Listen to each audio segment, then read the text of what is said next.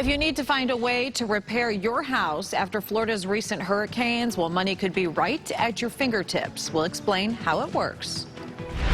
We've seen parents come out here with their kids. And more amenities are on their way as part of Charlotte County Parks. We'll tell you where they're going and what to watch out for next here at noon. Live, the news you count on.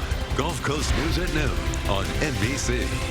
All right, you're taking a look right now as the tropics, as our meteorologists are keeping an eye on some areas of interest. Thanks so much for counting on Gulf Coast News on this Monday. I'm Elise Chingari. So let's get right out to meteorologist Caroline Castor. So Caroline, obviously when people see this, there's some concern. So what are the chances of any of these areas actually reaching us here on our Gulf Coast? Yeah, these areas aren't really a concern for us here in Southwest Florida. That's a good thing. But we got to talk about them because Dexter, the fourth named storm of the year, was named late last night, and here's what he's going to do. Luckily, moving away from land, a fish storm headed out in the Atlantic, and that's where he will stay as a tropical storm, posing no threat to us here, obviously, but also any other parts of land at this time. So that's a good thing. It's staying out over open waters, but just behind Dexter, there are two other areas of interest that we got to watch out for to see what they will do over the next few days. This one here in the main development region is the next one to watch, I would say, just because it has a 50% chance of development over the next several days. A tropical wave moved off the coast of Africa and is going to move into this area where it could organize itself, at least into a tropical depression, possibly as we head towards the later part of this work week. We're going to be tracking that one just because it's so far out and there's some more uncertainty as to where it could go. This one formed right where Dexter just was. It was actually broadly associated with the low pressure system that formed Dexter. 30% chance of development over the next 7 days, and it looks close to Florida. That might be a little bit scary, but it should track more so towards the Carolinas if it is even to organize itself any further. So we're going to talk about all of that even more coming up, so stay tuned. I'll have more details for you in just a little bit. Caroline, thank you. Well, right now, you can apply for money to make your house stronger to try to stand up to these storms. The My Safe Florida Home program, it reopened this morning. However, funding for the program, it's limited, so you need to apply and apply fast. Gulf Coast News reporter Kennedy Mason is in Cape Coral explaining how all of this works and how you can take advantage of it. The My Safe Florida Home program's now open. You can now save thousands of dollars on home improvements to make it more hurricane resistant. But there is a catch. Funds are limited and you do have to qualify. Randy Ducharme lives in Cape Coral. He says his home is hurricane ready after making hurricane upgrades post-Ian. Now those in low income 60 years old and up group can be too. You can now apply for grant money to make your home more hurricane resistant. Some of these updates include hurricane-resistant windows, doors, and roof enhancements that better connect to houses' frames. I think it's a great program. I know there's a lot of people here in Florida that could use the assistance. But there are certain requirements to be eligible. This must be a house or townhouse, condos, manufactured or mobile homes, duplexes, villas, and rental properties do not qualify. The owner has to live there full-time and have the home insured for $700,000 or less. Eligible homeowners can receive up to $10,000 in matching grants. The state will contribute $2 for every dollar a homeowner spends on qualified improvements. And I do hope that a program like that would go to the people who could use the assistance. Clients love the idea of being able to both fortify their homes and also reduce their insurance cost in a meaningful way. You must provide this information to apply: your first and last name, contact information like a phone number and email address, and your home address. The window opened at 8 a.m., but some people tell Gulf Coast News minutes after opening, the website said it had a critical error. In total, lawmakers approved $280 million for the newest round of funding. Now, this is on a first-come, first-served basis, so you do want to apply early if you're hoping for that grant money. In Cape Coral, Kennedy Mason, Gulf Coast News. Kennedy, thank you. Well, again, we do want to mention at the website to apply, it's been crashing since this morning. It's still unclear if this is because of so many people trying to apply or if the website is just having general software problems. However, applications are available starting today. And if anyone in Lee County is still trying to recover from Hurricane Ian, we know it's been years, but a reminder that Lee County government could possibly provide some financial relief for you. Funds come through the Community Services Block Grant.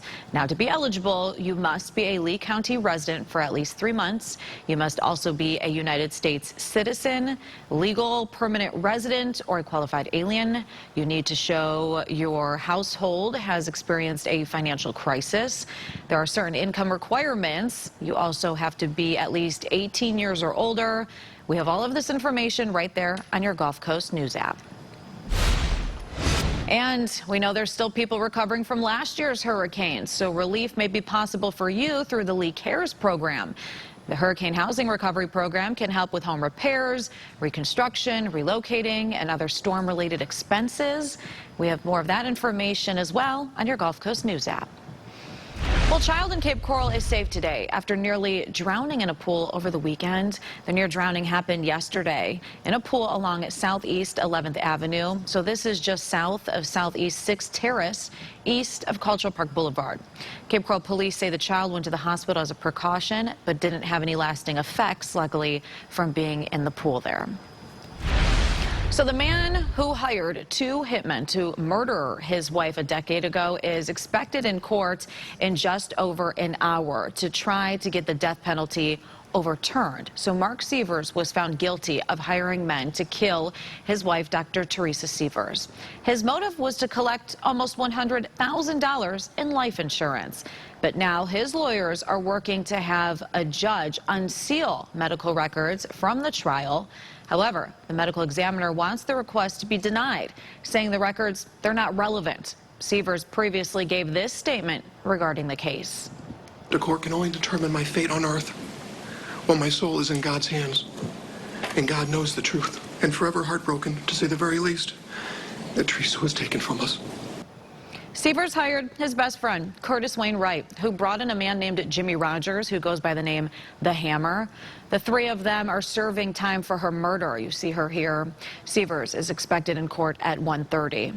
Now, there is actually a show on this. To see more about this case, you can download what's called the Very Local app. You could go there and watch what's called Driven to Kill, the twisted plot to murder a Florida doctor.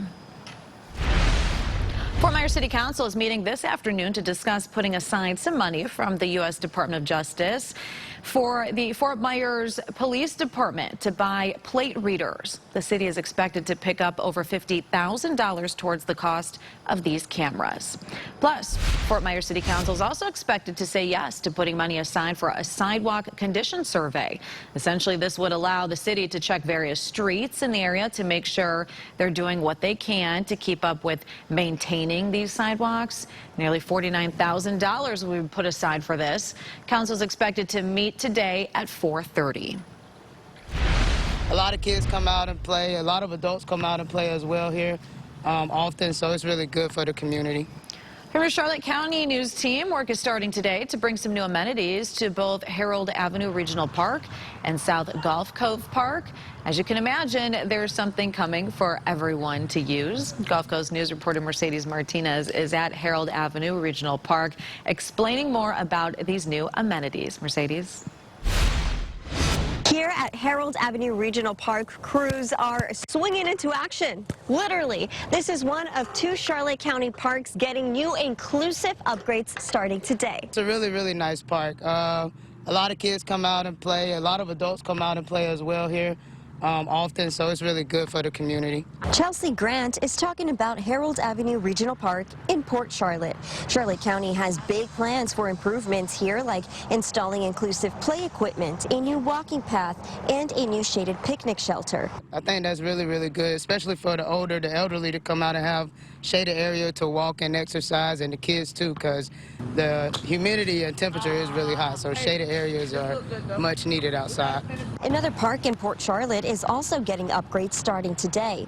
Over at South Gulf Cove Park, crews will be putting in a new swing set. We were out there just last week and saw a new walkway being added already. We spoke to residents who live nearby. They tell us they look forward to these new amenities. Oh, it'd be great for the families that have been coming out. I mean, give them more opportunities for places for the kids to play. Back at Harold Avenue Regional Park, Grants shared some other ideas for the park. A nice pavilion over the basketball courts would be nice. So when it rains, we can still play ball. That'd be cool. Construction at both of the parks is expected to be completed in 30 days. Both parks will remain open for you. Just make sure you stay away from the working area to stay safe. Reporting in Charlotte County, Mercedes Martinez, Gulf Coast News. Mercedes, thank you. Well, Naples Beach Club is hosting a 2-day hiring event. It starts tomorrow. This is a pretty unique hiring event because every attendee there will actually have the opportunity to interview with the resort right there on the spot. The resort says they're looking for genuine, dedicated people to join their team. The event is tomorrow and Wednesday from 10 a.m. until 6 p.m. at the Maddox Naples along Bayshore Drive. More information is right there on your Gulf Coast News app. Right now, we're pushing for more information from Collier County Sheriff's Office after a body was found in a canal over the weekend. Collier County deputies say they removed the body from a canal along 39th Street Southwest. This is between Naples and Golden Gate. You can see there on the map. Now, here's what the scene looked like. Deputies say a 911 call came in around 8 a.m. Sunday morning. Someone found a dead body in the water. The sheriff's office says their dive team rushed out there to recover the person in this canal. We spoke with people in that area. They say they're disturbed by this news. It makes your stomach turn immediately. You know, we're just a small local community, and to see it actually hit so close to home, it's terrifying. You know, it can really happen to anybody, anywhere. That's just eerie. Collier County deputies say the investigation is ongoing. We requested more information about this, but the sheriff's office says so far the body has not been identified yet.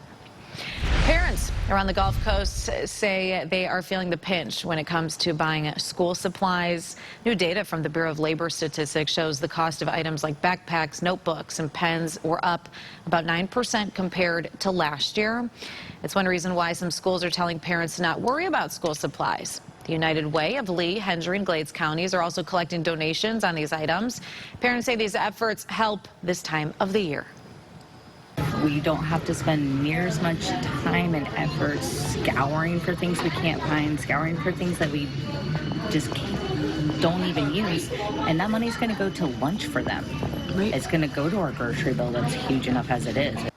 Charlotte County traditional schools plus Lee, Collier, DeSoto, Glades, and Hendry counties all return to school coming up on August 11th.